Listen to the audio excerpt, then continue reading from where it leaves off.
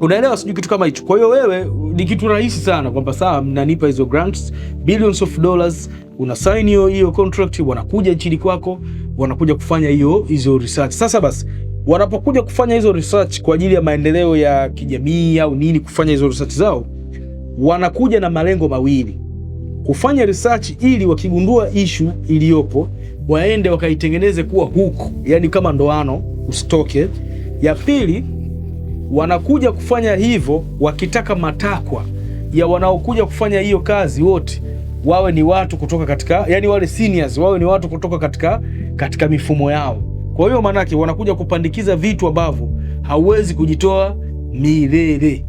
Sijui unaelewa jinsi hapo, na kwa michanganuo midogo tu kujua kwamba jinsi hawa watu wanavyoweza kuwa na nguvu ya kufikiri na kufanya vitu. Kwa hiyo wewe unachukua hiyo grants, unachukua mkopo, lakini kuna masharti kwamba wanakuja kufanya research za mareli ya watu, lakini tutakaa muda fulani, lakini katika hizo research tutatakiwa tupate uhuru wa kuingia maeneo mbalimbali ili kuangalia hivyo vitu.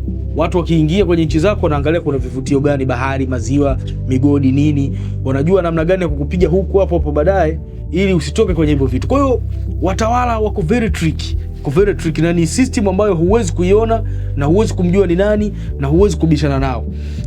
Kuna bwana mmoja alikuwa hitman. Nikisema hitman manake ni muuaji, ni professional assassin. Huyu ni muuaji kutoka katika shirika la ujasusi la Marekani CIA.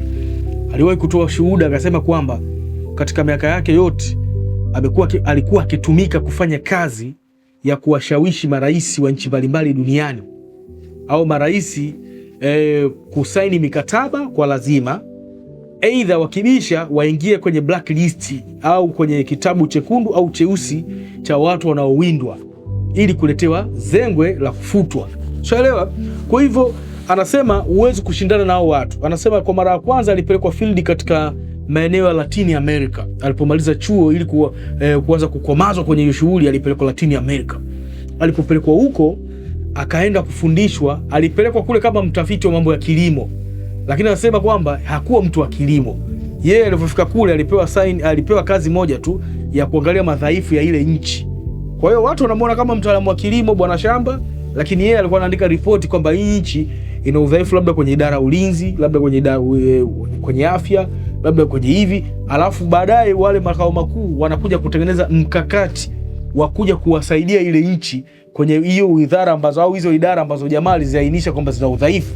Kwa hiyo wanapokuja kuleta huo mkakati, maanake wanakuja na mkataba mpya wa kukufunga tena miaka 2000 ijayo. That's it, yani ndo jinsi mambo yanavyofanyika. Kwa hivyo hizo financial institution wanatumia sana central bank system, hizo benki kuu za nchi mbalimbali, mifumo ya ukopeshaji wa fedha. Kuna wakati nishawaambia watu kwamba fedha unaimiliki wewe, lakini ni mali ya serikali. Sidhani kama wananchi wengi walikuwa wamedielewa. Hakuna mtu, fedha sio mali ya mtu, sio mali yako wewe. Wewe ni kweli yako, benki pale unatoa, unatumia. Fedha ni mali ya serikali, wewe unaipa thamani kwa umiliki. Na ndio maana ukiingiziwa bilioni 1 ghafla kwenye akaunti yako, lazima ukaitwe watu wakakuaudit kwamba bwana, hebu tuambie hii bilioni 1 imetokea wapi na kwa nini na lini unapataga hiyo bilioni 1? Mbona hukuwahi kupata? Ulikuwa unapata 500,000, 200,000, bilioni. Wewe bwana leo umeingiziwa bilioni.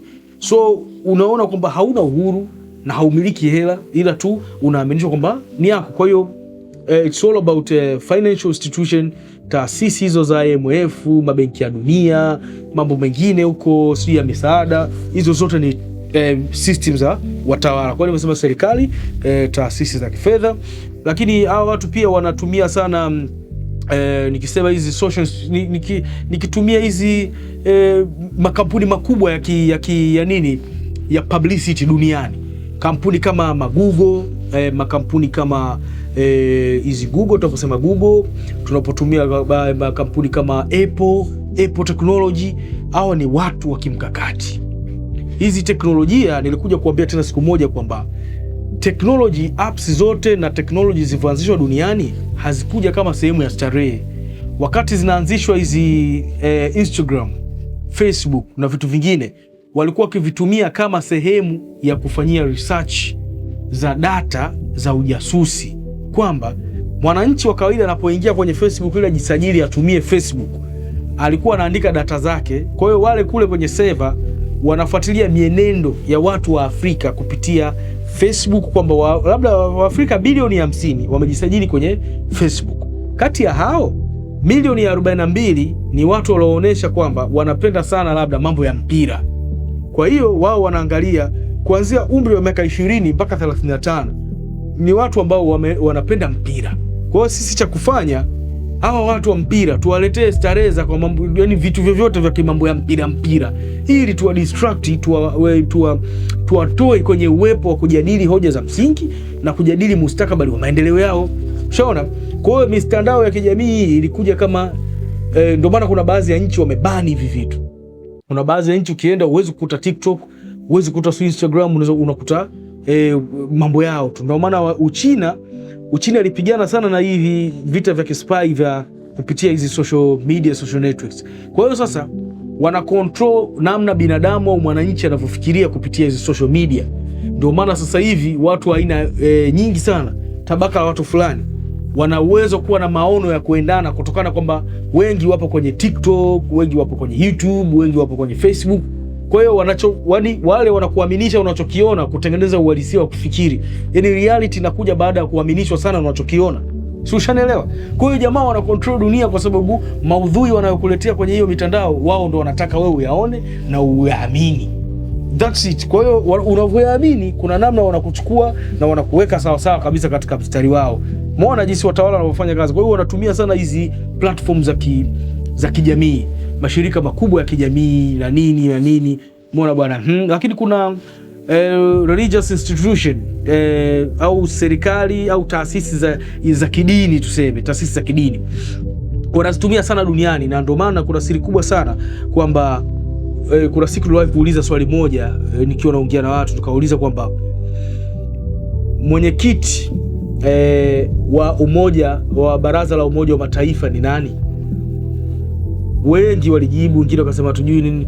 Katika nafasi za uongozi wa pale Umoja wa Mataifa hawamtajagi mwenyekiti, na kwenye zile ranks pale hayupo mwenyekiti. Kuna katibu mkuu, umeona, kuna chief of security staff pale na nini, katibu mkuu wa baraza la usalama wa Umoja wa Mataifa, kuna chairman mwenyewe, lakini kuna yule senior, sawa, kuna katibu mkuu tu. Wengi wanamjua katibu mkuu bana, lakini hamna mwenyekiti. Chairman wa Umoja wa Mataifa ni nani? Hawajawahi kumtaja kwenye listi zao. Sasa wewe unamjua chairman ni nani? Kuna siku nilikuwa naongea nikamwambia watu, sasa hapo nyuma ndo kuna mlolongo sasa wa kutambua hizi listi zinavyofanya kazi au utendaji. Katibu mkuu au mwenyekiti, tuseme mwenyekiti wa baraza la Umoja wa Mataifa, huyo hasemwi popote, yupo na yeye ndio anayepanga operation zote za kiutendaji katika mataifa yote, na kila katibu mkuu mpya wa baraza la Umoja wa Mataifa lazima karipoti kwa huyu mwenyekiti. Mwenyekiti pale ni ghost. Nafasi ya mwenyekiti waga imewekwa kama ghost hivi, lakini yuko na anasimamia vitu vyote.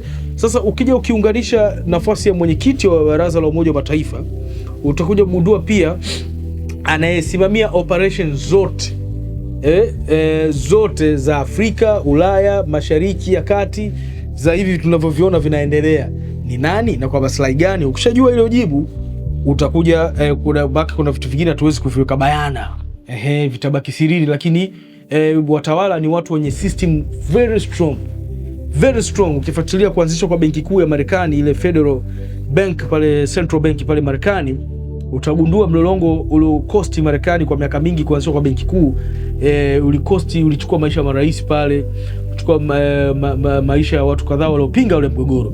Na nishawaambia kila siku, hata ukilink kuzama kwa meli ya Titanic, ile meli kubwa, kulikuwa kuna linki kubwa sana kati ya system hizi zinazosema utawala na kuanzishwa kwa benki kuu ya Marekani. Ile ina link. Kwa hiyo unaona jinsi wa jamaa wanavyokuwa na nguvu. Niwaambia wanatumia serikali, wanatumia financial institution, lakini pia wanatumia mambo ya kiimani, umeona bwana. Lakini hawa jamaa pia wanatumia media organization, tumia media kama nilivyosema, zile mitandao ya kijamii yote inaingia katika mambo ya media.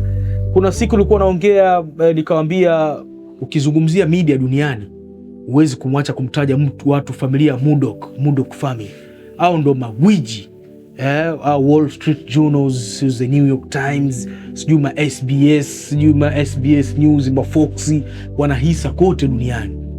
Ma Sky huko mawapi wana mahisa kweli kweli. Kwa hiyo ma Universal Picture, hawa watu wamekuwa wametumika kwenye ushawishi wa kisiasa kwa mara kadhaa duniani. Na nyuma haya mambo yote kuna watu wanaoitwa Jews.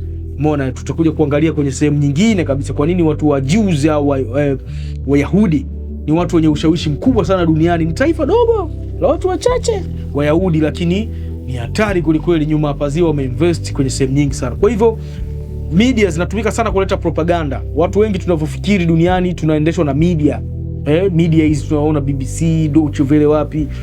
Kuna mikakati ya Western Magharibi inakuwa kwa sababu hata media za nchi zinazoendelea dunia tatu haziwezi kuandaa habari mpaka kuona dunia ya kwanza wanaripoti nini kuhusu labda Irani au mgogoro si Israeli. Sisi tunaaminishwa tunachokiona na kukisikia, lakini wao wanapanga sisi tukisikie nini. Na wakumbusha kuna wakati Al Jazeera ilikuwa ndio media ya kwanza kupata exclusive za matukio yote ya kigaidi duniani. Yani sijui Mumbai kumepigwa tukio, wako live Al Jazeera pale. Unao magaidi moto unaendelea, ulikuwa unaona kitu cha kawaida hicho. Kwa hivyo ukiachana hivyo kuna mambo ya education system, misingi yetu ya elimu na nini. Kwa hivyo hao watu wamegusa sehemu nyingi sana. Kwa hiyo karibuni sana tuendelee kujifunza na kuambiana mawili matatu kuhusiana na ulimwengu. Asante sana. Mimi nishukuru timu yangu nzima ambayo inafanya hivi vitu kwa ubora kabisa. Tukipeleka makala hizi, usiache kusubscribe na kuangalia kwa karibu kabisa hizi makala kwa ajili ya kubadilishana mawazo. Asante sana, mpaka wakati mwingine.